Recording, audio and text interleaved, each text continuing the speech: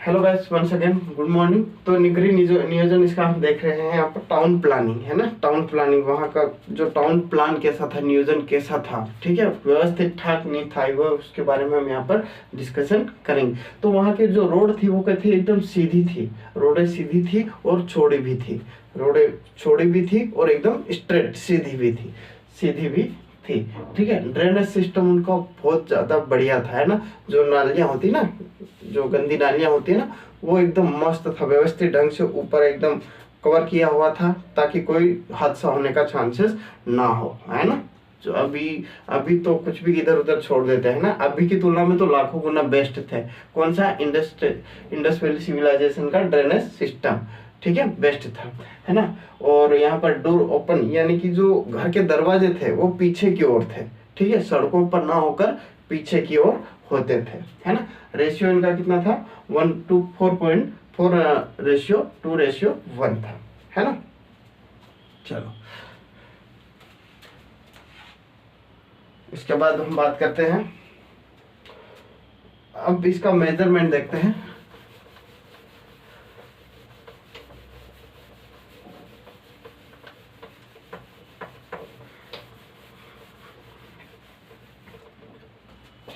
देखो, इनके पास जैसे अभी 1 kg 250 ग्राम, है ना। 250 ग्राम बहुत कम हो जाता है, 250 ग्राम ठीक है, 250 ग्राम, 500 ग्राम, 1 kg, इस प्रकार के बाट होते थे, ठीक है। उस समय ये ना होकर डायरेक्ट 16 यानी कि 16 kg का बाट होता था।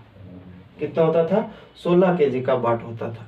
डायरेक्ट 16, 32 इस प्रकार से बांटा जाता था, है ना। बीच वाला झमेला नहीं रखते थे ये लोग। डायरेक्ट कहाँ से? 16 kg से स्टार्ट होता था, 16, 32, 64 इस प्रकार से, है ना, ठीक है। तो इस प्रकार से क्या होता था, इनका जो है मेजरमेंट, मापन होता था, मापन होता था, क्या होता था? मापन होता था। अब कुछ वैज्ञानिकों ने इसका जो है डिक्लाइन माना है। डिक्लाइन की बात करें तो, डिक्लाइन की बात करें तो एक्सटर्नल यानी कि बाहरी आक्रमण, बाहरी आक्रमण के कारण इसका पतन हो गया। किसका कहना है? मर्टायर व्हीलर का कहना है। मर्टायर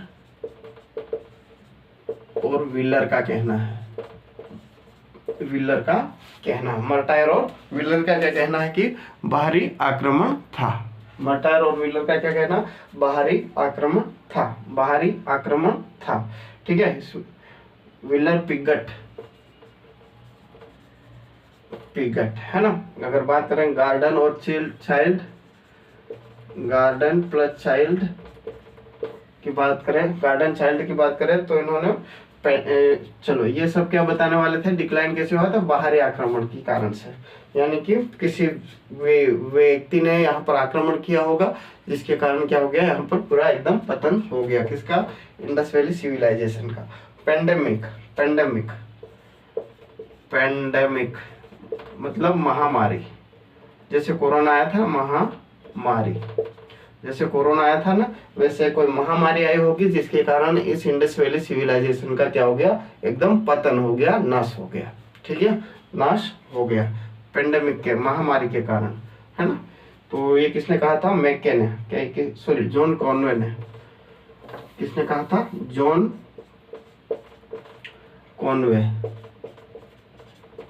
कॉनवे ने कहा था, जॉन कॉनवे ने कहा था। और किसी का कहना है कि जलवायु में परिवर्तन के कारण, क्लाइमेट चेंज, क्या कहा था? क्लाइमेट चेंज कहा था। क्लाइमेट रेकर्स ने कहा था, ये रेकर्स ने क्या कहा था?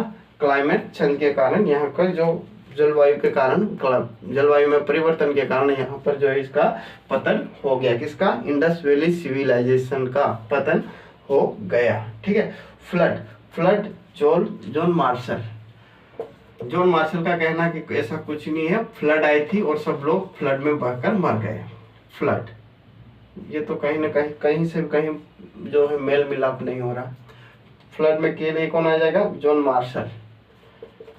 लगता है सब एक फ्लड में सब बह जाएंगे एक साथ, ऐसा लगता है? जॉन मार्शल है। किसी इलाके में फ्लड गई, किसी इलाके में फ्लड नहीं गई, तो डेफिनेटली वहां के तो लोग तो बचेंगे ना।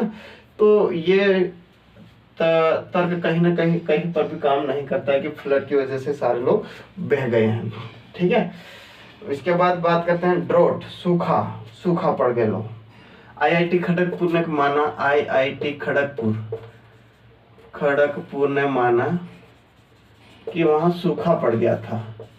क्या पड़ गया था? सूखा, सूखा पड़ गया था, ड्रोट, सूखा पड़ गया था। आईआईटी खड़गपुर ने ये माना है। आप लोगों का क्या मानना है? जल्दी बताओ, आप लोगों को क्या मानना है? जल्दी बताओ क्या मानना है, किस वजह से हुआ होगा ऐसा? बाहरी आक्रमण के कारण, किसी ने आक्रमण कर दिया होगा है, या पेंडेमिक महामारी के कारण? अलग अलग लोगों के अलग अलग तथ्य है, इसमें कुछ कह नहीं सकते, है ना। ठीक है, चलो अब हम बात करते हैं यहाँ पर इम्पोर्टेंट प्लेस की, इम्पोर्टेंट साइट जो होते हैं ना उसके बारे में हम बात करेंगे, इम्पोर्टेंट साइट के बारे में हम बात करेंगे।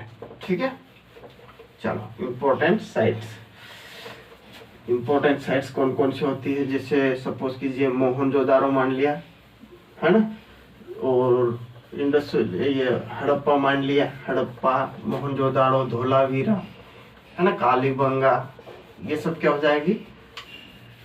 प्रमुख साइटें हो जाएगी, प्रमुख स्थान हो जाएंगे। वहां से क्या क्या मिला, क्या क्या मिला, है ना। तो पर इस important sites, important sites, important sites में क्या क्या हो जाएगा? यहाँ पर देखा जाएगा हड़प्पा, पहला हो जाएगा Harappa, Harappa civilization, civilization, Harappa civilization, Harappa civilization. ठीक है, डिस्कवर किसके द्वारा खोजा गया? दयाराम साहनी के द्वारा, दयाराम साहनी के द्वारा खोजा गया। कब खोजा गया? 1921 में इसको खोजा गया। ठीक है, इसके साथ में कौन थे? माधव स्वरूप वत्स, ये भी क्वेश्चन आता है। एंड इसके साथ में कौन थे? माधव स्वरूप वत्स, माधव स्वरूप वत्स, माधव स्वरूप वत्स, माधव स्वरूप वत्स, ये थे इनके साथ में, है ना। ठीक है, और फिर कौन थे? एक व्हीलर, व्हीलर भी थे इसके साथ में।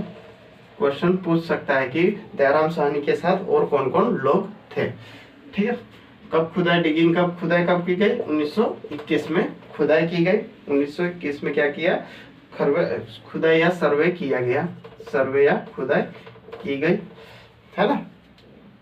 वेट 1921 में क्या किया गया? सर्वे किया गया, सर्वेक्षण किया गया। क्या किया गया? सर्वेक्षण, है ना। और 1923 में इन लोगों ने फिर खुदाई शुरू की थी, डिगिंग क्या कर दी थी? खुदाई शुरू कर दी थी, खुदाई शुरू कर दी थी। ठीक है, व्हीलर सर्वे सर्वेक्षण किया, डिगिंग खुदाई शुरू कर दी, खुदाई शुरू कर दी।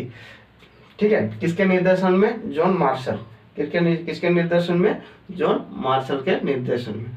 अब ये जो है हड़प्पा सिविलाइजेशन है कहाँ पर, उसके बारे में बात करते हैं। तो पहले हमने बात कर ली हड़प्पा सिविलाइजेशन की, दयाराम साहनी ने। ठीक है, 1921 में क्या किया? सर्वे किया, माधव स्वरूप वत्स इनके साथ में थे, व्हीलर भी थे। और सर्वे किया कब? 1921 में। 1923 में खुदाई शुरू कर दी गई।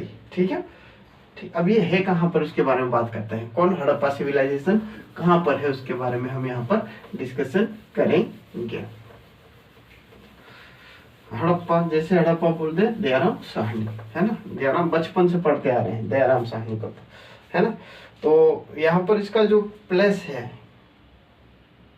ठीक है, प्लेस है, स्थान है, वो Montgomery, Montgomery, Montgomery district, Punjab, Montgomery में। ठीक है, पंजाब, मोंटगोमरी डिस्ट्रिक्ट, है ना, पंजाब। ये पंजाब कौन से, किसकी बात कर रहे हैं हम? पाकिस्तान वाले की। किसकी बात कर रहे हैं? पाकिस्तान वाले की। ठीक है, मोंटगोमरी डिस्ट्रिक्ट, पंजाब पाकिस्तान में स्थित है। कौन? हड़प्पा। हड़प्पा हड़प्पा सिविलाइजेशन कहाँ पर स्थित है? मोंटगोमरी जिले में। मोंटगोमरी जिला पंजाब पाकिस्तान में स्थित है। ठीक है। कौन सी रिवर के किनारे? कौन सी की रिवर के किनारे? तो रावी नदी के किनारे।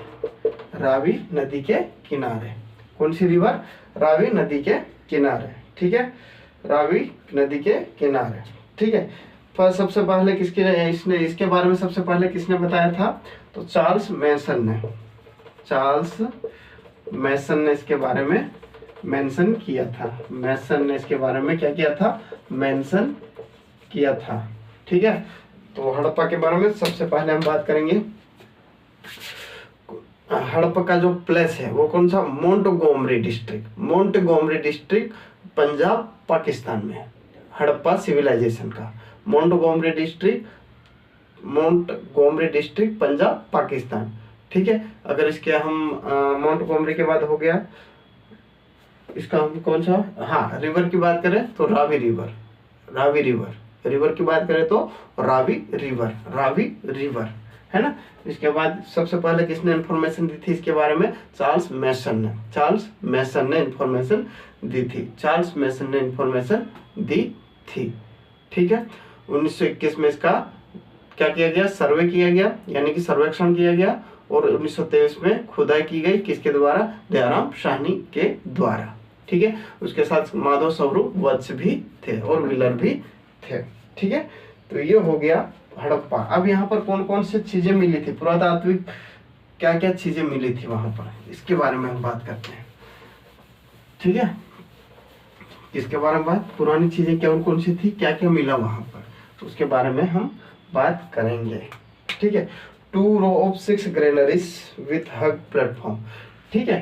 देखो, इस प्रकार से बड़े बड़े प्लेटफॉर्म यहाँ पर मिले जो कि अनाजों से भरे पड़े थे। क्या थे? अनाजों से भरे पड़े थे। अनाजों से क्या थे? अनाजों को रखने के लिए ये बनाए गए थे 6 ग्रेनरीज। ठीक है। इस प्रकार से लाइन रैप में ये प्लेटफॉर्म बनाए गए, है ना। विशाल प्लेटफॉर्म बनाए गए जहां पर अनाज को रखने के लिए ये व्यवस्था की गई थी। ठीक है। तो 6 rows of 6 granary, 2 rows of 6 granaries.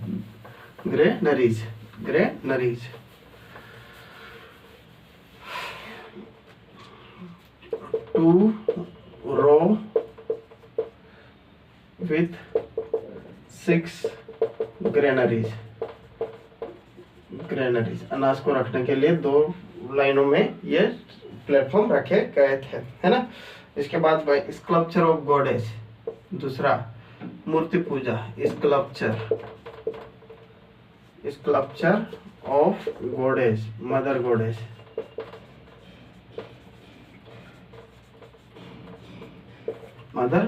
मूर्ति पूजा जिसको बोलते हैं, क्या बोलते हैं? मूर्ति पूजा। माता जी की मूर्ति पूजा की जाती थी। माता जी की मूर्ति पूजा। ठीक है। माता की मूर्ति पूजा। वीट एंड बार्ले, कौन सी फसल होती थी? गेहूं एंड बार्ले मतलब गेहूं एंड कौन से थे? बार्ले।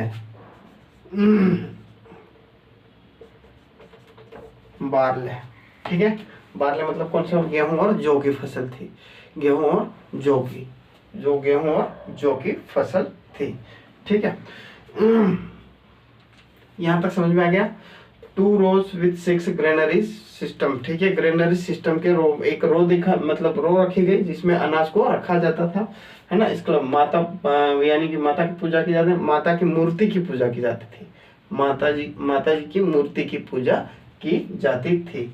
ठीक है। यहाँ पर गेहूं और जौ की फसल भी मिलती के बारे में भी साक्ष्य मिलते हैं, है ना। चलो ठीक है, फाइन। इसके आगे हम पढ़ते हैं फिर